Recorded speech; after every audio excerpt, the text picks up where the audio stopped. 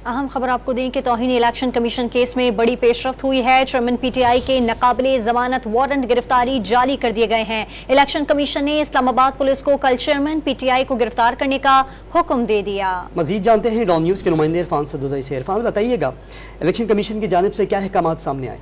जी, तौहीनी commission election commission case में chairman PTI के नाकाबिले जमानत वारंट गिरफ्तारी जारी हुए हैं और इलेक्शन कमीशन ने इस्लामाबाद पुलिस को कल चेयरमैन पीटीआई को गिरफ्तार करने का हुक्म दिया है। और ये जो लॉ विंग है इलेक्शन कमीशन का, उसकी जानिब से ये हुक्म दिया गया है, बाकायदा तहरीरी तौर पर आगाह किया गया इस्लामाबाद पुलिस को और IG को ये लेटर पहुंचा दिया गया, जिसमें ये बताया गया कि तौहीनी इलेक्शन कमीशन केस में जो चेयरमैन है तहरीक इंसाफ वो पेश नहीं हुए और बार बार जो अदम हाजिरी है उसके ऊपर ये वारंट जारी हुए।